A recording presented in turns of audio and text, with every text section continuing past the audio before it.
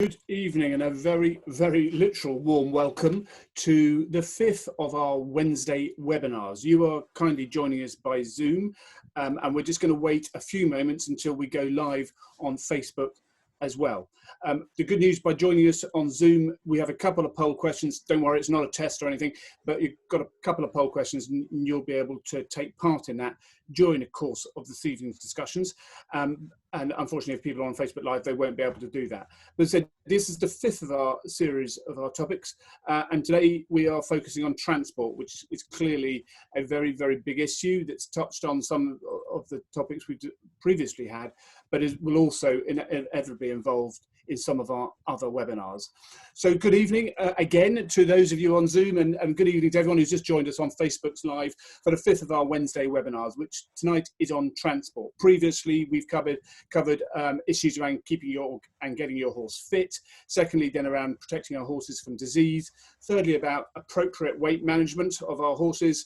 And then fourthly, around responsible worming. So tonight is on transport, and I'm delighted that we have Dr Barbara Padalino joining us, and also our own Alana Chapman, who's our research and campaigns officer here at World Horse Welfare. As ever, we want this to be a conversation, so please do make full use of the interactive functions. If you are on Facebook, then please do share the live video. Do remember that we record the session, so if you miss anything or you think they were good and you want to promote them to other people, then please do. But also during the course of the evening, please do ask questions, and if you're on Facebook, then do that on the messaging on a messaging service there, or on Zoom if you use the chat function, or preferably the Q&A function if you can on Zoom. That would be great. And as I say, if you enjoyed tonight's discussions and you have some thoughts about what we should be covering during these sessions, then please do get in contact at education@worldhorsewelfare.org. So we've talked about getting you involved, and so we're going to start with a poll question, which should come up on the screen now. No, unfortunately, I do this every week. You would have thought I'd learn, but unfortunately, I'm a slow learner. So what I'm going to do is I'm going to share my screen, and then you're going to get a poll question. It's very exciting. So you just have to now, you've got the answers. You'll shortly get the question. Well, you've got the question at the top there. How does your horse load and travel? So this is not a test. And so we just want to hear from you. How does your horse load and travel? So whilst you're considering the answer to that question, you've got five answers there. So let's see what kind of cross-section of people we've got. I thought I'd just give you a very little background to World Horse Welfare if you haven't joined us before. World Horse Welfare, at our heart, is the horse-human partnership and how we can support and enhance that partnership. We run the largest equine rescue and rehoming service in the UK. And we also work internationally, providing care, promoting research, shaping laws, and raising welfare standards through education. And of course, that's what tonight's sessions are all about. As I say, we're focusing tonight on transport. This is a very big topic, and I imagine it's something we'll come back to in future topics. World Horse Welfare was founded around the issue of transportation. Founder Ada Cole witnessed British workhorses being exported to the continent in the most horrific conditions, and she campaigned very effectively to improve those conditions, because there's no doubt transport is something we do a lot with our horses, but it does pose them risks. And what we want to do tonight is give you some practical guidance about how we can minimize those risks. So we've asked Barbara to cover off some of the research she's been involved in, finding out the real risks of transportation and how best to mitigate them. And then Alana will share some simple tips on how we can reduce risks and keep our horses safe during a journey, very much calling on the experience of us here at World Horse Welfare. So before handing over to Barbara, hopefully we'll have some results and just get a flavour of how people have responded. So we asked, how does your horse load? Everything very well, or I don't travel my horse. In theory, some answers will be coming soon. So here we go. A very good cross-section. Very interesting. No one has said terribly. A pretty good even spread between very well and not very well. Most people saying usually okay. And as we can imagine, actually only a couple of people have said, I don't travel my horse at all. So as we can see, it is something that is very frequently we undertake with our horses. So without further ado, I'm going to hand you over to Dr. Barbara Padalino. Sorry, I mispronounced it earlier, Barbara. And someone who's been very closely involved with Welsh horse welfare over many years, and I got to know Barbara most closely when she organised the International Society for Equitation Science Congress in Italy a couple of years ago, and what an outstanding success that was. Currently, she's at the University of Bologna, but horses have been central to her whole life, and the issue of equine transport has been central to that as well. So there is someone with a wealth of experience. So I'm delighted to hand over to you, Barbara, and I'll do that by stop sharing my screen.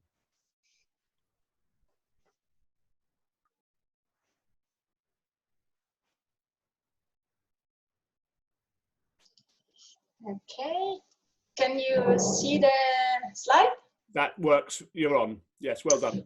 Perfect. Okay, so thank you, Rory, for the nice introduction. It is a great pleasure for me to be here sharing the results of my past research on horse transportation.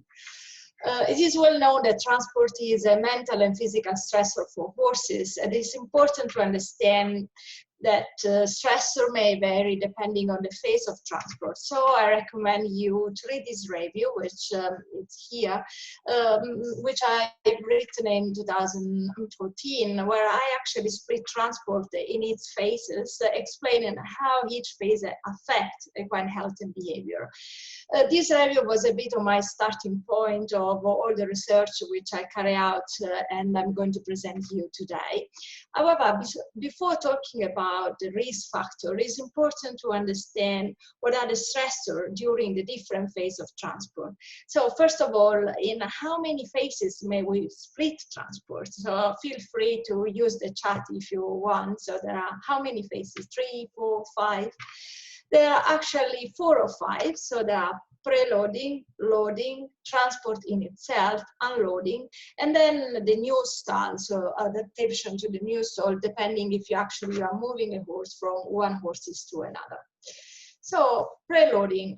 What are the stressors during preloading? They're actually the main stressor are us, the humans. So during preloading is the moment when the horses have to come in contact with the human. So clearly, it's important the method how we handle the horse and how we restrain the horses.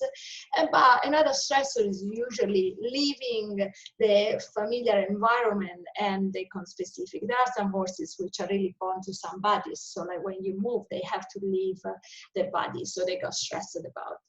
Loading, yeah, loading is definitely like a phase of transport which is as defined the most stressful phase. But why? The reason is because loading fear is actually innate in our horses. And loading fear comprises different stimuli, such as fear of entering an enclosed space, the height of the step leading onto the ramp, the instability and the angle of the ramp, the darkness inside the trailer, but also all the bad association that the horses has already in his brain with loading and transport. So this is why, like, you know, it's really important try to minimize stress during loading and avoiding whipping horses because they will remember. So you can may load them with the force the first time, but the second time they are going to actually become more difficult because they have created this association. Transport phase. So transport involves many stressful factors. So in particular, the confinement, the isolation, the density. So often we can see overcrowded track, but also like, you know, just traveling with unfamiliar neighbor may be a stressor. The noise, vibration, the position, and how the different position affect the ability of the horses to keep its balance. Our driving skills are clearly huge stressor for the horses, and the environmental challenge. So we have to really understand that the environment inside the trailer is completely different from whatever is outside or in our cabinet or in our truck. The temperature, humidity, and ventilation are really usually more really different. So just to give you an example about temperature, usually it's 4 or 5 degrees higher inside the trailer than whatever is outside.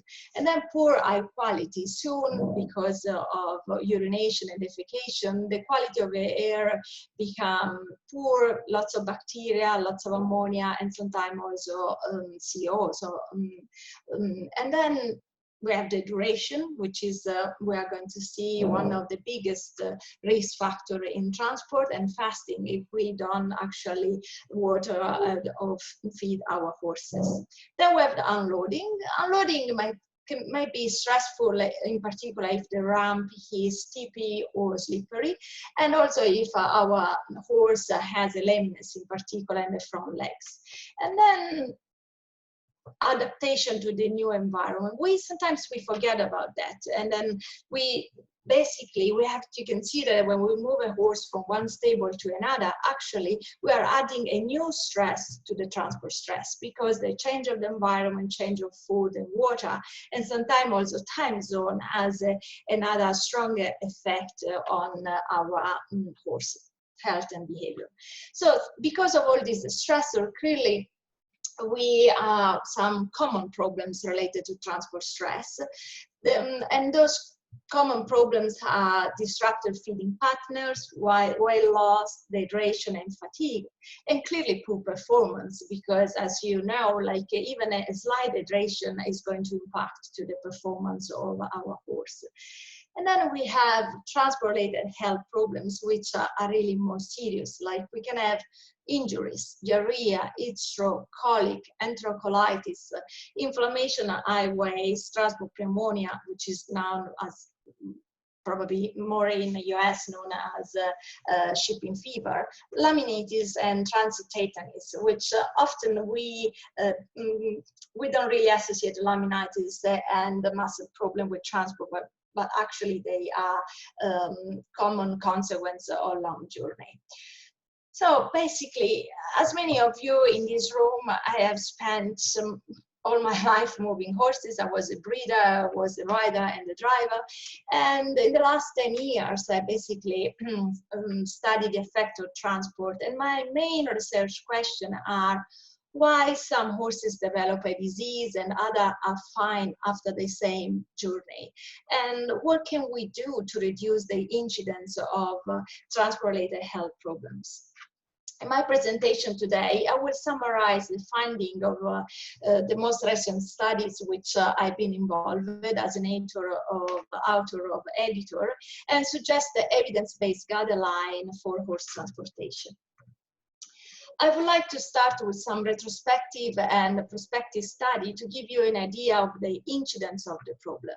So in this study, I analyzed retrospectively the records of a transport company which moved horses from Perth to Sydney.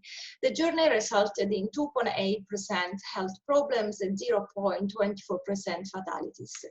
Journey duration, so more than 20-hour transport and season, in particular spring, were identified as risk factor, while in this study, breed, sex, and age did not predict disease or injury risk. I have decided to compare my study with this other study carried out by some colleagues of me, Sarah Rozanowski, on air transportation, just to show you that after air transport, actually the incidence of shipping fever is higher, like 10%, but the risk factors are exactly the same. So the journey duration and the same period, so spring, in their case, March and May, so spring, resulted in more horses with shipping fever. In this other study, we analyzed 214 cases of horses which developed a transport-related disease after different type of journey, road, ferry, and plane, and it was run in Australia. Respiratory disease were the most frequent, and we found that serious disease were more likely to happen after a 24-hour journey, so again, journey duration. And in this case, thoroughbred and Arabians were more likely to develop respiratory problems compared to standardbreds. And this is a study recently published this year where we have analyzed 985 infringements reported during all road inspection in Italy, just livestock transportation. And I wanted to highlight that 50% of these infringements were recorded by vehicle transporting equine. And these vehicles were usually fined for lack of proper documentation, in particular lack of veterinary documentation, and also lack of the mark indicating the presence of live animal, missing or improper drinking system, and to the absence of ventilation system or the right equipment to do the inspection of the animal. And so our finding confirmed the poor transport condition of horses that were designed for slaughter. And actually we were able to highlight also including a trade in unbroken horses that were traveling illegally over long distances. So now moving on to surveys. Surveys are not the best way how to do science, I know, but I like to survey because I can screen factor, which then I go to study in my experiment. So this is an article published from a survey which I ran in Australia, and we were trying to figure out association between transport practices and transport issues. And as you can see, 67% of the respondents reported to have experienced at least one horse developing a disease after transport, so really common. And focusing on shipping fever, transport pneumonia, so we found that standardbred and thoroughbred were more likely to develop pneumonia in comparison with recreational horses, in particular if they were living in large stable and have traveled for more than 8 hours. There was also a higher odds of respondents reporting shipping fever if they were checking temperature after journey. So as I said, we study association. Association and no causation. So it's not that like, if you take the rectal temperature, your horse develop pneumonia. Actually, this is a great practice that all of us should do, because this finding is telling the people who actually check rectal temperature after the journey were able to identify horses with pneumonia. So this is why I always recommend to check rectal temperature after a long journey. And since in Australia, the majority of the respondents reported the injuries, we ran another online survey in New Zealand this time, and we focus only on injuries. In this case, the rate of injuries was lower than in Australia, so 17, almost 18%. And as you can see, the majority of the injuries were not serious, bruise or shallow cut, but still 6 horses required euthanasia because of an injury reported during transport. And what are the factors associated with injuries? So we found that professional role was associated. So professionals have more horses and travel more. So they are actually more exposed to the risk. This is why now we always recommend those type of people to actually have insurance to cover transport-related injuries. And also we found thoroughbred and thoroughbred cross, in particular when they had transport-related behavioral problem, were more likely to report an injuries. And then we found an association with the journey duration. So injury happened after during loading or the first hour of the journey. So in this case, also short journey might be a risk for injury. And then the lack of mechanical check, like, if you don't check your vehicle, you're more likely to have accident and horses get injured, and a poor experience and training in loading and traveling. But what are these transport-related problem behavior, which I was talking before. They are refuse to load, scrambling, kicking, pawing inside the trailer. So they are quite common. In those two studies focusing on those problems, almost 20% to 40% of owners reported to have at least one horse with transport-related behavioral problems in New Zealand and Australia, respectively. In those studies, we looked for association between the problems and the training methods, and we found that the habituation and self-loading were actually good to reduce the risk of those problems. And as I said, this is why I use online survey, and then I do actually research. So actually, based on this finding, we've done two research on meat horses and donkey, and we tested the targeted training with the meat horses and habituation with donkeys. And actually, those techniques confirmed the fact that the horses reduce the time for loading, they show less stress-related behavior during loading, and also the interaction between human and horses were fewer. So, and it's actually, that's the moment where there is an interaction between human and horse, that both can get injured during the loading phase. So now move on to some experimental study. So what are the effects of transport on respiratory disease, on respiratory system? So we monitor horses before a journey and unloading a day, and 5 days after an 8-hour trip, and we did like scoping and tracheal washing. So this type of journey, 8 hours, which is not considering even too long, because it's the minimum between short and long journeys, exactly 8 hours.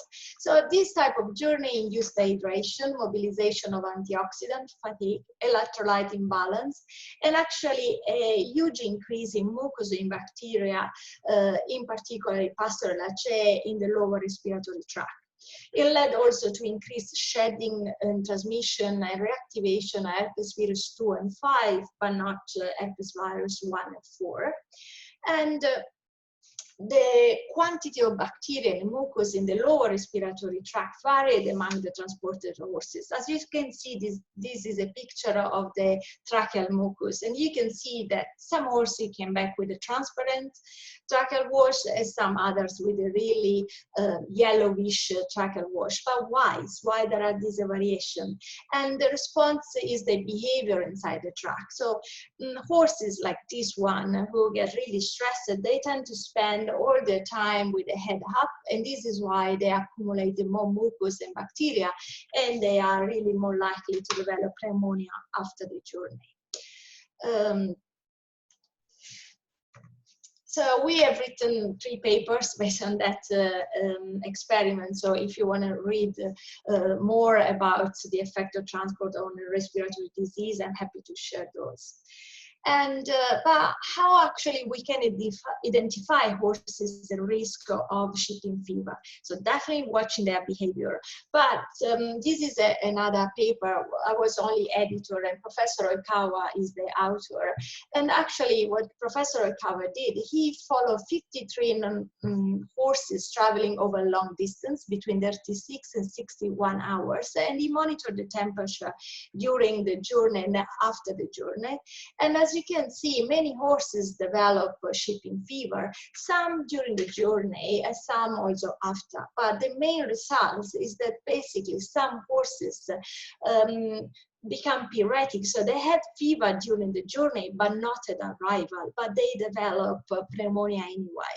So this is why another important recommendation is actually to take temperature during the journey and after the 20th hour journey, because then you might pick up horses which actually are really likely to develop pneumonia. So what are the effects of transport on stomach pH and ulcers? So we have run another experiment, and this was funded also by World Horse Welfare, which I publicly acknowledge. And we had 26 horses this time, and then we compare the effect of 12 hours in confinement and 12 hours transportation in fasting condition. And our findings suggest that transportation is associated with increased gastric squamous ulceration, ulceration, and an increase in the pH in the gastric fluid. So these are the articles which were published, and also in this study actually was able to demonstrate that if you, the behavior inside the tract may predict the risk of a gastric ulceration, because actually the horses which fall over or they move more, they actually were the horses which develop more severe ulceration.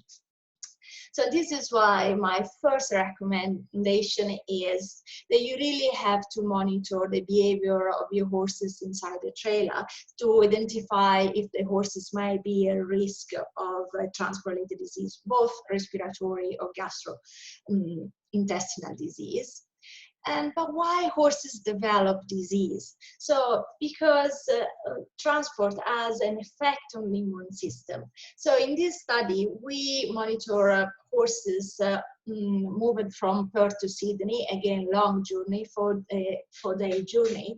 And this type of journey was associated with change in clinical examination, rise of temperature, heart rate, running nose, reduction of the gut motility, and mobilization of antioxidant. But first of all, impaired lymphocyte proliferation. This is a difficult term, but what does it mean? So basically, transportation affect the immune system. So induce basically and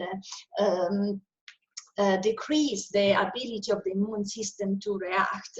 And this is why some horses develop disease after a journey. And basically, all my research just confirmed this famous motto: if you let a sick horse travel, you will end up with a sicker one. This is why it's really super important that you check the fitness for transport, which Alana is going to explain you in the next talk. And this is my third recommendation. Please call the vet if your horse has fever, running nose, or a strange behavior during and after traveling. So after the recommendation from the mouth of the horse, I'm going to actually just share with you some evidence-based guidelines. I like to say that they are evidence-based because they are really based on all the findings of the study, which I shared and touching base before doing my presentation. So equine industry members need to be educated on equine transportation risk factor, best practice, and policies. This is why I think this type of webinar is a great idea, and I thank Board's Welfare for doing it. Policing of compliance of the equine movements with a handbook for the management of high health, high performance horses should be implemented, because I think these guidelines are good and they should actually apply to all horses, not only our top athletes. Horse movement should be planned and managed carefully to minimize transport stress, particularly where journeys are longer than 20 hours, carried out during spring, and transporting thoroughbreds or thoroughbred cross. The use of sedation and other medication before transportation should be minimized and administered only by veterinarians. Horses should be trained for loading and traveling using habituation and self-loading training approaches. Horses should have access to hay and water ad libitum before traveling. Fitness for travel must be always correctly assessed. And before journey longer than 8 hours, respiratory endoscopy should be conducted to avoid transporting animals with subclinical respiratory disease. Horses should be allowed to lower their head to floor levels during transportation. Long fasting, more than 8 hours during transport, should be avoided. Arousing stimuli during transportation should be kept at minimum. Environmental parameters should be monitored during transport. Horse behavior on road should be monitored using cameras. Rectal temperature should be taken during long journey, and as I said before, after the 20th hours of journey, which, as I said over and over, it becomes really a risk factor. Horses should be allowed to lower their head and to cool down, just a hand walking, for instance, as long as possible after transportation, and to rest for at least 24 hours following a long journey. So ideally, just keep your horse on pasture for 24 hours and he's going to put the head down by himself to graze. And health check, rectal temperature, gut and lung sound should be carried out twice daily for 5 days after arrival to promptly identify animals with possible disease. And remember that pneumonia can actually show up later on, 5 or 7 days after a long journey. In case of higher rectal temperature, nasal discharge, and any other clinical signs, please remember to call the vet as soon as possible. Timing is really the major factor to actually have a good treatment of this disease, which sometimes might be fatal if you call too late. So in conclusion, the risk factor is not the journey, but the way how we manage the journey from preloading to the first week after unloading. And this is why now Alana is going to tell you more about best practice. And these are some handbook and the guidelines important that you read through and really learn from. So with this, thanks for listening. And actually, this is my take-home message. Again, I think we should listen to our horses, and my horse's side, he travels much better in this box where he can be free of movement and he can eat and drink on the floor. And again, if you want to reach me, this is my email. I'm happy to respond to any question and share all my papers and a bit of knowledge which I have on transport if you send me an email even after this webinar. And thank you again, Rory, and Alana for the opportunity. Barbara, thank you very much. Fascinating. God, you forgive the pun, but you covered a lot of ground there. I love the idea that you were returned from Australia last year. I should have mentioned that at the beginning, and the fact that you returned from Australia with a husband and a son, Gianpaolo, and apparently he speaks English better than you, which is amazing because you speak it extremely well. So thank you for that, Barbara. We've already started to get questions coming through, both on the comment section of Facebook and both on the chat and the Q&A function for Zoom. So, and I promise we'll get through as many as we can. But so please do kick on and ask questions as much as you can during the session. Now, I'm going to share my screen with you again. And we've done that. Sorry, it's a slightly laborious process, but I'm almost there. Right, now, so we're going to ask you, before I introduce you to Alana, we're going to ask you the next question. Do you practice loading and unloading without going out? So without going out on a journey. So do you practice loading and unloading without going on a journey? So there's 6 options this time. 1, no, I don't travel my horse, but then 5 others around that question. So whilst you're answering that question, I just want to introduce our next speaker, who's Alana, who has been with World Horse Welfare since 2011. She's been in all sorts of different roles, previously within World Horse Welfare, both in our international team, originally a field officer, and before that was an RSPCA inspector. And now as part of our public affairs team. So she's hugely knowledgeable. You might see in a second when when you see Alana, she's got some internet connections. So she's coming from the stable, very appropriate, where she's got a better 4G connection. If you're lucky, one of her 10 alpacas might pitch in during her presentation. And even if you're even more lucky, one of her 2 World Horse Welfare ponies might trip in and just say hi.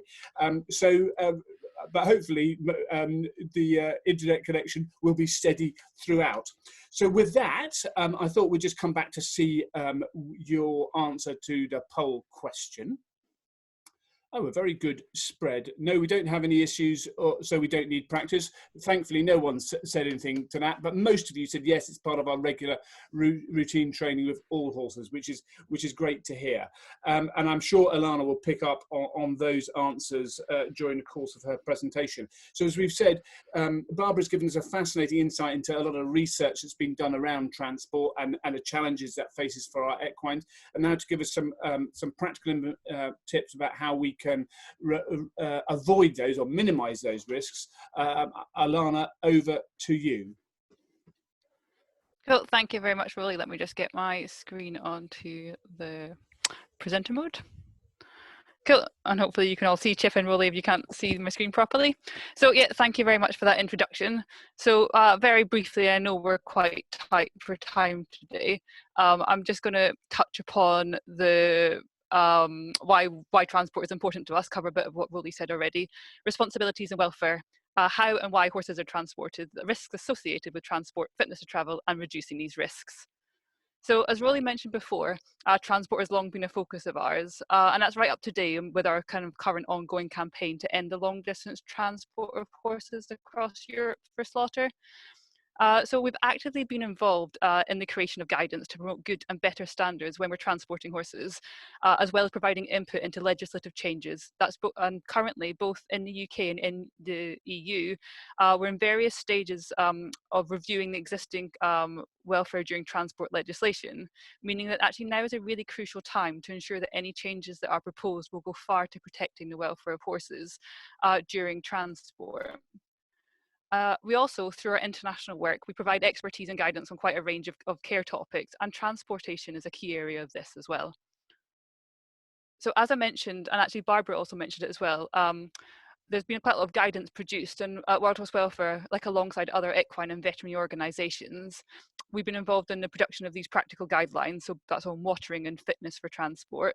And actually having these really easy to follow guides has helped enormously change some of the practices as to the way horses are transported, and these are available for anybody who might be interested. So along with our involvement in those guidelines, we were also part of a much larger project looking to outline good and better practices for transporting animals, with obviously our focus being on horses. So the main objective of this project was to improve the welfare of horses during transportation, and that's again by providing good practical guidelines that not only meet, but they go beyond what the current legislation suggests. So the ultimate aim when transporting horses should be to ensure that only fit and healthy animals are transported, and ultimately that they are still fit and healthy when they arrive at their destination. So we have a collective responsibility for our horses. I probably don't need to explain that, but so that goes down to how we breed, how we care for them, train them, ride them, and how we manage our horses impacts on their welfare, and this includes transportation. So a horse's welfare is not purely about its physical health, and it also includes its mental health. And horses, along with other equids, they're sentient beings. So that means they are capable of feeling and experiencing both positive and negative emotions. So we must remember that when they're being exposed to stressful situations, which transport is one of them, they will have a negative impact on their welfare. It might only be, hopefully for many horses, a very minor stressor, but for some it might be a huge stressor. And we need to be aware that the mental stress that plays has a significant role on how our horses are shaped. So I think, as Rolly mentioned at the beginning, you know, horses are transported all over the world and very regularly. They're individually the most transported animal, and some top performances regularly go around the world. And they're moved for such a variety of reasons: for sport, breeding, show, leisure, sale, or slaughter. And they may be moved by various means, so such as more commonly road, but also by rail, sea, and air. And I think we need to remember that all forms of transport may have a negative effect on that animal's welfare. So Barbara's really highlighted the risks that are associated around transport and the factors that affect this. And I think it is important to remember that even short journeys do expose our horses to these risks. So although journey length itself might not always be the problem, the longer the journey, the more the horse is exposed to these risks. But that's not to say short journeys are risk-free. So good preparation and planning is the single most important stage of a journey.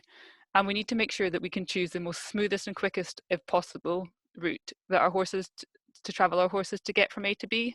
So just think bumpy terrain that causes our horsey passengers, they have to use a lot of energy to maintain their balance, and that can lead the animals to becoming exhausted quite quickly and also become quite stressed.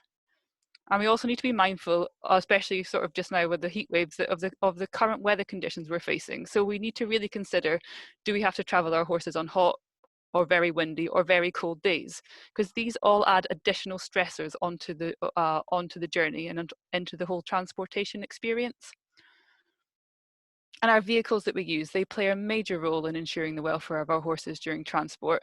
So we need to make sure that we know the carrying capacity of our vehicles and we don't exceed this limit.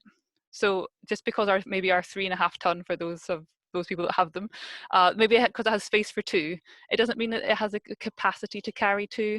And with trailers, we need to make sure that our vehicles can legally tow the amount that we have in the back. Because overloaded vehicles, they will pose not only a risk to ourselves and our horses, but also other road users. And I think it's also important that, but again, sort of Barbara has already touched on this, that our vehicles, they're well maintained and that regular checks are carried out to ensure that they remain fit for purpose. So regular services should hopefully spot any wear and tear. But we also, as owners, or if we're transporting horses, we need to be able to carry out these basic checks too ourselves as well, to make sure that the flooring and any safety mechanisms are working properly. So I'd say, like, ask your local service garage to help you to have a look to see if you're unsure of what you're actually looking for, or if you contact us at Wild Horse Welfare, we can maybe help point you in the right direction as well of where to go for advice. Driving style is also extremely important, and rough journeys can be caused by erratic driving styles.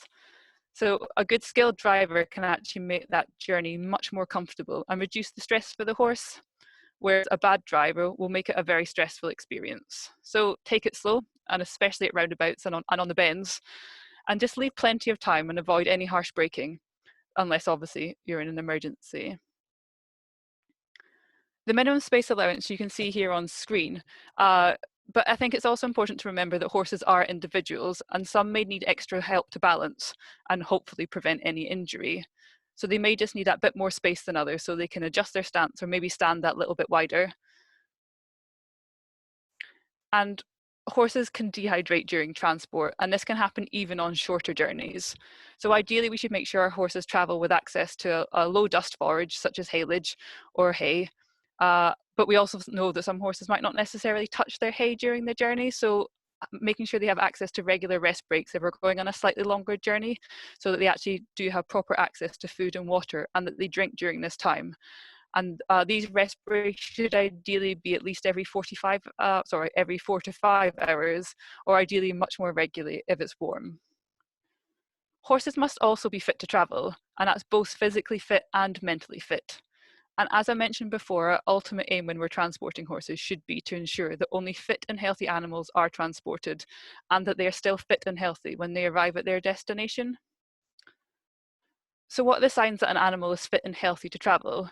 So I think we can all agree, if we look at this list, such as alert, the animal's responsive, his eyes are bright, no obvious signs of injury, evenly distributing his weight, again, no obvious respiratory conditions, good body condition, and generally the horse is sort of acting and eating normally. I think we can hopefully be pretty confident that horse should be fit to travel. So what would make a horse unfit to travel? And I think if we think about it in the signs of an animal is showing any clear signs of disease, we can safely say that that is not fit to travel. And it's important that owners and transporters can recognise these maybe more subtle signs of disease as well. Obviously, if an animal was unable to stand, balance, or was very, very lame, had wounds, was bleeding, these would also be unfit to travel. Or a mare that's in very late pregnancy or has just foaled, or a newborn foal would all be classed as unfit to travel. But it's not always easy to assess fitness for travel, and I think it is important that we come back to the key question, like, is the horse fit to travel on the intended journey? Why are we moving that horse? Where are we going? And each animal is an individual, and what may be acceptable for one may not work or be acceptable for another. So we must always make sure that any journey undertaken will not cause further suffering to that horse.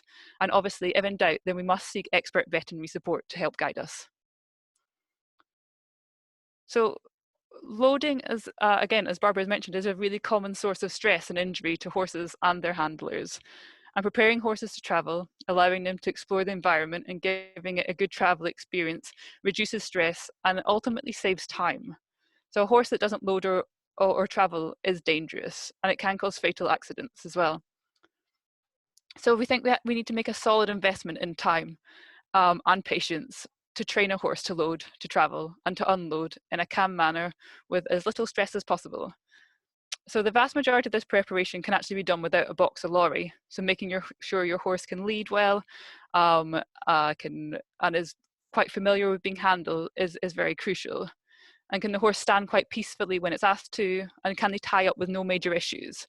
And once these basics of it have been achieved, we can then think about how a horse might cope with going over different surfaces or over different types of terrain as well. So perhaps we might put some poles down and ask them to walk over a couple of poles, but then stand still.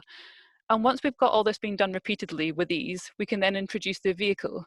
But personally, I think it's important we don't go out on a mission to load that horse the first time.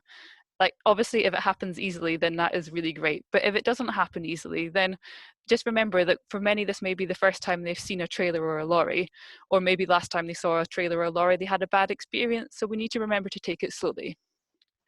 And I think it's really important to remember that stress is a builder. So it builds up and up and up.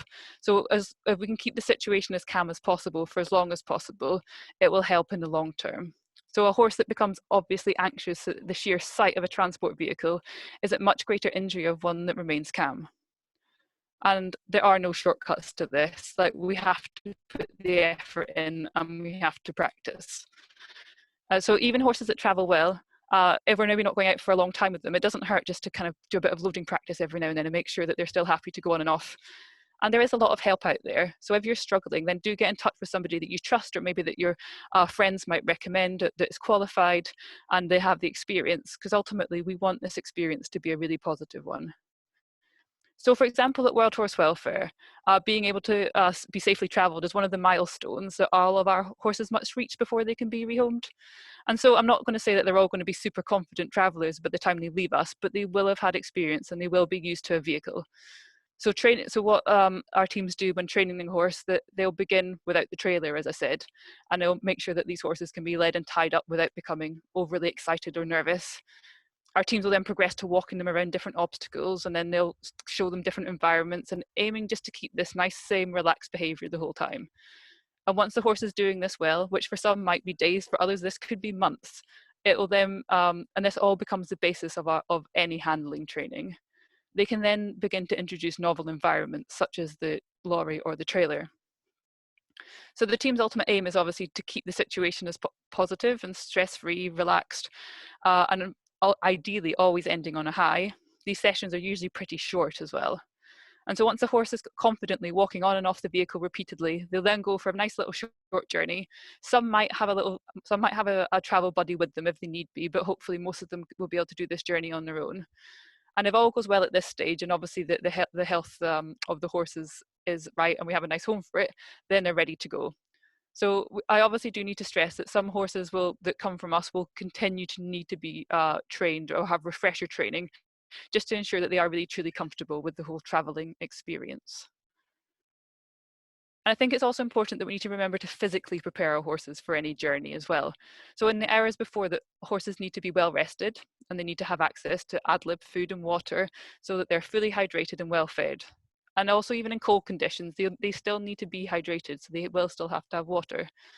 And also we need to carry out a health inspection to look for signs of injury and disease, and ideally, again, as Barbara had mentioned, taking temperatures to make sure they don't have any peaks in temperatures. And I think it's important that, like, just to bear in mind that a well-hydrated and a well-fed horse will arrive at its destination in much better condition than one that isn't. Skilled and compassionate handling is also always required. And I think it's important to check that if you're using a friend or a transporter to travel your horse, that you are happy with the way that they will be treated and cared for. Ultimately, you are the best guardian of your own horse. And I think a good transporter can undertake animal transportation with an absolute minimum impact on their welfare, because not only can they can easily identify animals which are not fit for transport, but they can identify vehicles that are not suitable. So make sure that if you do use someone else, you trust them and that they're authorised to be doing what you're asking them to do. So in conclusion, I think it's safe to say we're all responsible throughout the whole of our horses' lives, and we must champion better practices in all aspects of horse care, and this has to include transportation. We can't over-prepare our horses to be transported, and putting in that time and effort into our groundwork is absolutely crucial. And I think above all that we have to be sure that whoever is transporting our horses is competent to do so, and that does include ourselves. So hopefully we will have some questions now. Let me stop sharing my screen. Alana, thank you very much indeed. That was brilliant. Disappointingly, no alpacas or World Horse Welfare. I've trained them very well, thank you. Yeah. But great that your signal held up. Needed a bit of oats at some stages to slow down, but it was brilliant. So thank you very much for that. Listen, we've now got a good 25 minutes for questions, and we'll try and get through as many as we can. So please do keep them coming through. And what's come very clear from both presentations is the importance of not just looking at transport as the physical time that they're on the vehicle, but thinking what we do with them beforehand and afterwards. And Barbara, you referred to, some people might be surprised to think the differentiation between a short and a long journey is one that's a short journey is under 8 hours. Now in the UK, you can go most of the breadth of the country at 8 hours, except if you go around the M25. How much of a difference is there between that sort of delineation between under 8 hours and over 8 hours? You're on mute. That's it. I'm mute myself. So clearly it depends in the country where you're living. Like in Europe, there is this, the one 2005 and split journey, in short journey less than 8 hours and longer journey more than 8 hours. And if you are transport for more than 8 hours, then the vehicle has to have a particular, like, you know, have a different structure, a ventilation. The ramp has to need a particular angle, and then you have the partitions that needs to be on that high, the density. So it's a much more, like, you know, structure. Instead, short journey, I have to say, they might be unregulated, like, you know, in particular, like watering and feeding, like, you know, if you're moving horses for more than 8 hours, then, like, you know, clearly you have to water and feed, and then the maximum duration has to comply with all the other regulation of the law. But I have to say, as I said, it depends on the country where you are living, because, like, for instance, a long journey in Australia is considered 24 hours, and, like, you know, in Canada the same. So and that's maybe depends on really how wide the country is. And so this is why, to me, I mean, every journey is stressful. So, like, and I agree with Alana, like, you know, even a short journey, actually, I compare 1 hour journey with 3 hours journey, and the cortisol, which is, you know, the famous stress hormones, was higher after the 1 hour journey than the 3 hours journey. Yeah. And so every journey has to be planned properly, short or long. The problem is, as Alana said, that clearly longer the horses is inside the vehicle, and longer is exposed to the risk and the stressors. So this is why I, like, during my presentation, I said 20 hours, and then, like, the risk of severe disease increase. And it's nothing to do with that. Okay, thank you. So the clear message there is that those short journeys can still create significant stresses on those on our horses. Alana, do horses eat whilst they're being transported? Because actually some transporters don't allow horses to have hay nets, and some insist on it. What do horses need to eat or have the opportunity to eat during transport?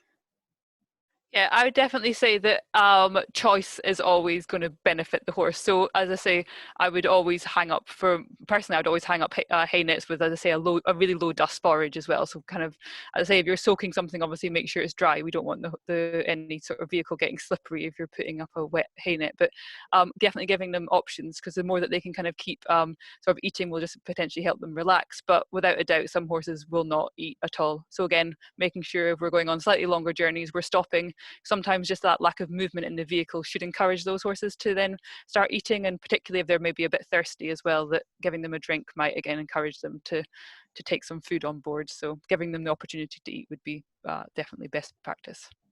And Alana, then just sticking with you. So if I was better at this, I would divide the questions up into pre, during and after, but I can't. Obviously, it's very hot at the moment. Our horses can sweat up a bit once they're being transported, if we need to transport them. Cooling them down afterwards. Someone's asked, is it okay to hose them all over to cool them down as rapidly as possible, or not? Yeah, so again, I might even almost pass back to you a little bit on this one, Rolly, Sue, being there's two vets on the call. But from everything that I've read, particularly Dr. David Marlin is doing quite a bit on this just now, is getting horses cooled down as quickly as possible is without a doubt the best thing you can do. So getting water on them, obviously, hopefully your horse is good to be hosed off. But I would say that there would be no harm in that. And I don't know if you want to add on to that, Rolly. No, it's very true, and we know through eventing and other disciplines where they, at the end of a competition, it's all about the volume of water you get over the horses to cool them down as quickly as possible. So it is, but as you say, they've got to be used to it, and you don't want to frighten them. So it's around preparing, hosing them off when you don't have to do it, so they can get used to that. Another example of preparation. Barbara, you talk quite a lot about partitioning. And some people, quite a few have asked questions around, and this one is a good example of someone who's got a nervous traveller, doesn't do much travelling at the moment, and one who's a very confident traveller. They're good field companions. When she takes them together, the nervous one will only load with the confident one there, but she's asking whether you should have the partition in there at all. Would they be better actually with the partition taken out, and so they had greater movement, or is it better to have the partition in? So you have to consider that it's mandatory anyway so if a journey it's run in Europe or anywhere, horses have to travel in single, so only unbroken or untamed horses can travel in group. And so it's important that you don't get a fine either. But for me, space is essential. So I'm actually studying space and so space allowance recently. And actually we already basically proved that if a horse has 1.9 square meters, so actually more than what is suggested in the regulation, they balance better, they develop less disease. And now we are running a research in Japan, and actually horses are free, so they actually have a box. So they still are single, and they have almost 2.5 square meters, so 3 bay without partitions, and they settle down straight away, they eat, they drink, and they were amazing. After the journey, they had nothing, no ulcers, no respiratory, no nothing. I'm still into the data, and I'm still not ready, but definitely we call it that business class. So really no horses maybe can travel in so much space, but space is a key for balance, and space, and clearly, if the horses can balance or spread the leg, and then it's basically clearly is more comfortable, it's not scared of fall, and that's when is actually lowers his head, eats, and is going also to behave properly. And about the hay net, I think it's really good to feed, but remember to put the hay net below the wither high, and never put hay in front of the nose, otherwise all the dust is going into the lung, and you are going actually to increase the risk of pneumonia. So put the hay net but really low at the knee level, or even just fed on the ground. That's an interesting one, Alana, because obviously if you put the hay nets low down, potentially the horse can get its foot stuck in the hay net. So maybe actually just feeding them loose is better. What would your thought be on that?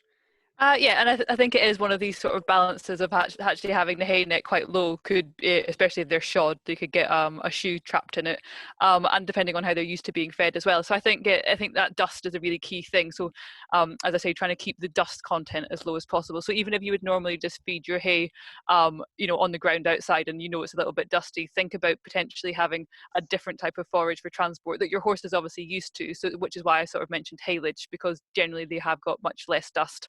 But as Barbara said, you obviously don't want the hay net super high, so the horse is having to reach up for it. But I would just sort of a bit of caution if it's too low, that it might also get its foot stuck in that as well. And we talked a lot around soaking of hay, and I suppose that could be something you consider as well. I think Sorry. Yeah. Brilliant. And Barbara, you talked about ideally having horses having their heads low down. Yeah. But if you have to tie horses, how's it best to tie them? Is it best to cross tie them? Never. Has been shown in 1995. Please don't do it. After 30 years, we're still talking about cross-tying horses. Yeah. Plenty of research has shown never cross-tie a horse. You will end up with full of mucus, because the horse's trachea is really not made for being with the head up. So you are going to stop all the tracheal movement, and then you will end up with pneumonia. Remember, has been shown really in the 90s. So never cross tie. If you want, you just with one side really long. So the horse has to be able to put down the head below the wither height. So, and that is really a must. I'm negotiating with that. And again, recently, Rebecca Jimenez, and she does lots of also rescue and during accident.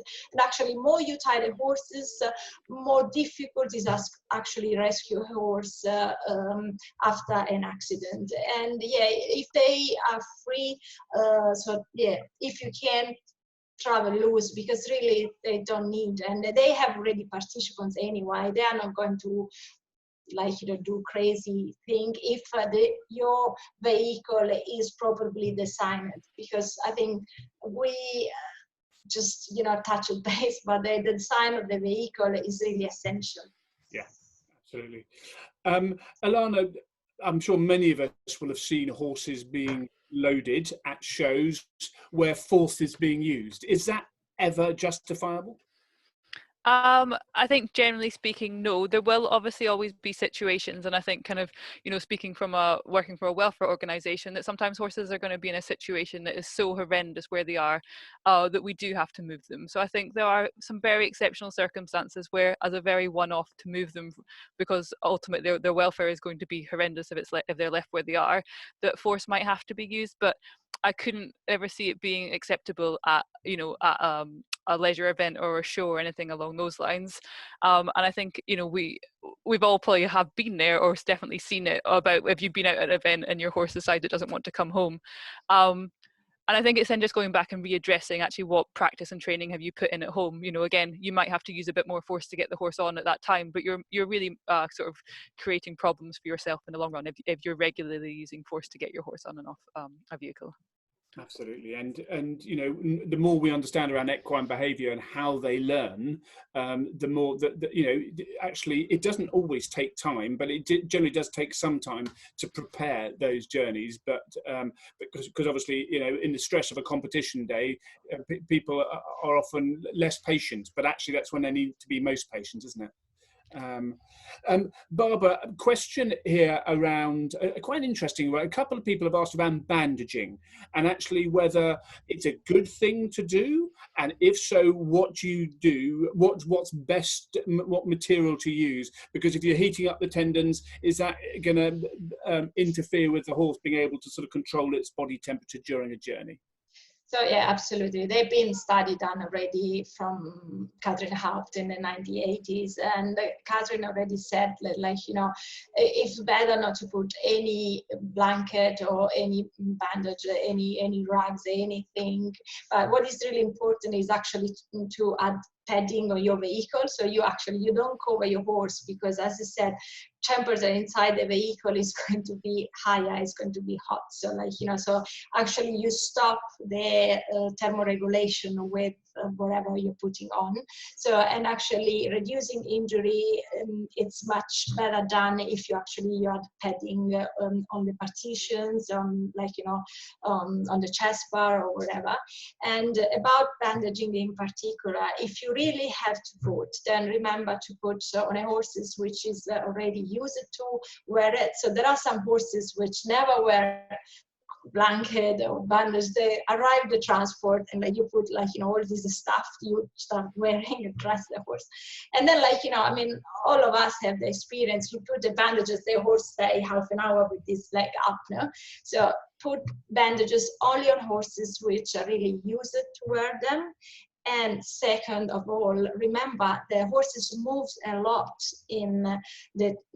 during traveling. Traveling has been the same of an exercise. So would you put actually resting bandages and go for a race? Would you do that? Why you do on transport? They move, they need to move to keep the balance.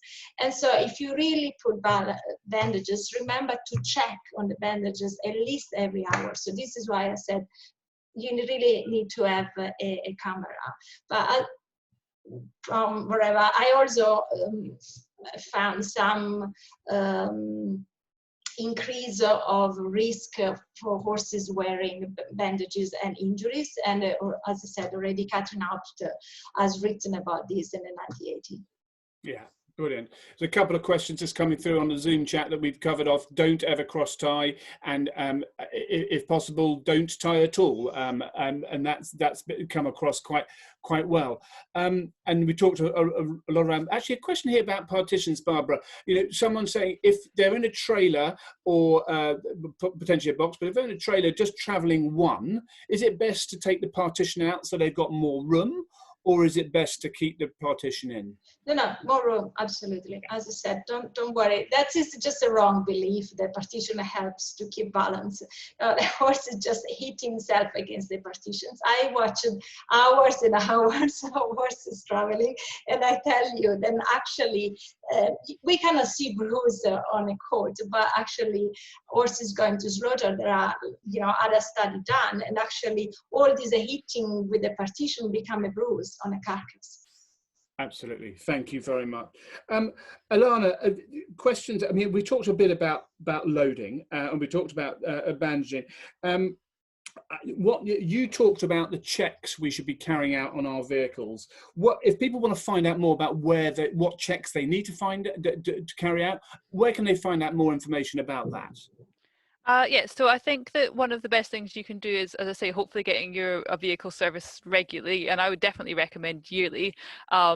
By a professional garage that is used to dealing with trailers or lorries, and speak to them, because they ultimately want you to have for your vehicle to last a long time and for your horse to travel well, and they can show you all the key things that that we as lay people can quickly check on. So be it making sure how do we know our flooring safe, how do we know that the safety features on say the trailer or the lorry are working properly as well. So I would definitely speak to your sort of like local servicing garage about as I say, yeah, what checks and what we can look out for. Brilliant. Barbara, a question around, we've talked about journey times, and someone here has said, how often should you stop on a short journey, say 6 hours? Again, you might also don't really stop if the horses has water and hay. Usually the suggestion is stop for every 4 hours and for a half an hour so that the horse can rest and pee. But again, it all depends on how much space the horse has. So if the horse actually is free, as I said, in a box and is free of movement and is free to balance, is going to eat, drink, and also pee and poo easily. So it doesn't really need to stop. And in those instances where you're under an 8-hour journey, actually, generally, you don't want to get the horses off the boxes, do you? Because that means you've got the stress of unloading them and loading them. Absolutely. Yeah, then the best is every 4 hours, just have a rest, but unload unloading rest, just, you know, stop your trailer in the shade, don't leave the trailer in the sun, and open up all the window, because you have to remember, when you stop the truck or the trailer, you stop also the ventilation if you don't have a forced ventilation. The majority of our trailer doesn't have a forced ventilation. So remember that, like, you know, this stuff has to be helpful for our horses and not actually get more heat or, like, you know, no hair at all. Alana, there's a question here. We've obviously very clearly, you've talked about it, and Barbara talked about it, the importance of being fit to transport. But someone's asking about, what about when they need to transport a horse to the vet, where potentially they might be lame or in pain, Yeah, and I think kind of, and to be fair, I probably should have touched upon that a bit more in the presentation, but yeah, obviously if your vet is advising to go to the hospital, you know, the veterinary hospital or whatever, then that's obviously fine to do. So follow your vet on anything that is obviously very severe, but they're advising to transport. Obviously, as an owner, if you have concerns about your horse not transporting well, then discuss all this with your vet at the same time. But between you and your vet, if you make the decision that the best thing, because again, it's all about protecting welfare. So is transporting your horse going to result in, you know, worse welfare or worse, you know, health? And actually going to the vet is going to ultimately, hopefully, improve that animal's welfare and health.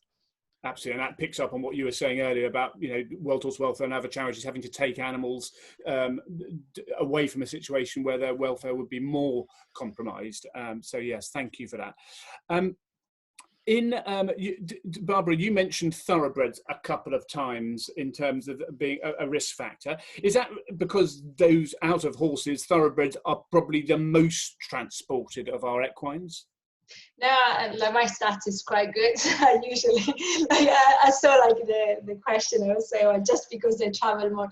No, actually, just because they are genetically more prone to get stressed. So, like, you know, thoroughbred, or, like, you know, they don't really cope well with stressors, and they tend to be more nervous, and, like, you know, and there are genetics proofs about that.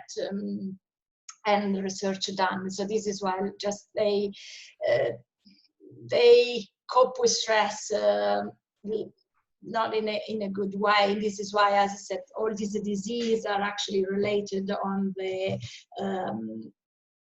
inability of the horse to cope with the stress during transport, and like, as I said, more stress, more immune depression, more disease. Thank you. Alana, would question here around bedding. Obviously, normally often have rubber matting on a lot of transports now. What about bedding? Is that a good idea or not? Yeah, it can be. So I think kind of you need to, yeah, as you say, you need to have a non-slip flooring, which is the most important thing. So if you've got rubber down, again, if your horse travels well, we need to really create a dust-free environment as possible. So bearing in mind what type of bedding you're using. If you're using straw, that can obviously create quite a lot of dust. But, you know, having shavings down or something can potentially help if the horse does go to the toilet to kind of reduce some of the moisture that will stop it slipping. But and then equally, that you have to obviously make sure you're really cleaning it, obviously anything kind of thoroughly. But if you're leaving wet shavings down on a floor, particularly if you've got a wooden floor, that can also then, you know, increase the likelihood of that floor rotting. So I would say that for some horses, definitely will travel better with a sort of a dust-free bedding. But the main thing is it doesn't slip. So if your horse travels relatively well with rubber flooring and it's not a particularly long journey, then that should be okay. But if they're slipping around, then you might want to think of something else. And Barbara, there's been a couple of questions around what disease. We've obviously focused a lot about disease and the importance of biosecurity. And someone's asked specifically whether you should test for strangles before transport. Obviously, sometimes in international travel there is required testing, but let's assume there's no required testing. What should people consider around testing before transporting their animals? I said, like, you know, biosecurity, like, regulates really well depending on which country are you or not. So to me, as I said, like, if it's not really, like, you know, international travel or on a short journey, it's really important anyway to make sure that the horse is fit for travel. And then clearly disease which might be more risky are all the respiratory disease, when you strangle or like, you know, any infection of the trachea, of the lung. And I have to say also watch your gut, because sometimes enterocolitis can be a problem. As an infection disease, you know, related to transport and biosecurity is the anemia. Like, you know, equine anemia has to be tested even before a short journey. So depending, it's mandatory in Europe. I'm not really sure in the UK. And about other disease, as I said, it would be better if you test for everything, you know, but it's impossible. So again, if you see anything strange, just call your vet. Yeah. Make sure he does a proper health check, and if there is a doubt of any infection disease, then clearly it's better to test. You can tell this is a live situation. Someone's here, they've got to go as the storms are coming in. We've just talked about bandaging. Alana, someone's asked a question, pole guards and tail bandages, any good? I think that I think it again comes back down to experience and how your horse travels. I think if you know, again, the vehicles should have enough space in them that the horses aren't able to bash their heads. But obviously there are accidents will always happen when we're traveling. So yeah, I think it kind of comes back down to the individual horse. I think if you know, and again, some horses automatically, regardless of how much space they have, will move, you know, to the back and sort of rub their tail on those vehicles as well. So if you know that your horse is particularly prone to rubbing their tail, for example, then yeah, of course it can be beneficial. But I think it's as you know, as we've kind of both said tonight, of making sure your horse is as comfortable and sort of as calm as possible. So if your horse does throw its head around, maybe addressing why it's throwing its head around, why it's stressed by the transportation experience, rather than trying to sort of, you know, as well as obviously trying to prevent the injury happening, but readdressing the reason why that's happening. Yeah, so identifying the cause rather than just treating the symptom. Absolutely. Yeah. Listen, thank you so much. We're coming up to the end of our time, and we could go on. And as we mentioned earlier, obviously transport is a significant area, and we could focus in on, you know, before transport, during transport, and after transport far more. So I'm sure we'll come back to these issues during our webinar series. And to remind, I'm not sure I mentioned it, but we're going to continue these every fortnight over the coming weeks for the remainder of the year. So if you've got any thoughts around topics that you would like us to focus in on, then please do let us know at education@worldhorsewelfare.org. We've obviously got through a lot of questions tonight. Alana, what sort of, having heard the presentations and the discussion we've had, what sort of take-home message would you give? I'll probably cheat a little bit by going back to a bit of my conclusion of just, you cannot be over prepared for transporting your horses. So practice and practice some more. Excellent. Very sound advice. And Barbara, what take-home messages from you? Prevention. So training your horses, and as we said, habituation and self-loading are the best method. And then, like, you know, make the travel more comfortable as possible for your horse. Brilliant. And that's something that came through so clearly from both of you. Don't think just because you're going around a corner that short transport could be any less dangerous than something that obviously a significant length of transport. The idea of going from Sydney to Perth, which I think somewhat you did in one of your, you could go around the British Isles about 58 times, I think, in that distance. But nevertheless, short journeys can be a huge risk. So Alana and Barbara, thank you so much for your presentations and your discussion this evening. That's been fascinating. I hope everyone stays safe. Obviously, it's hugely hot weather here in the UK and across Europe at the moment. There is on the World Horse Welfare website some advice around sort of caring for our horses during hot weather, although as soon as I say that, probably the hot weather will stop.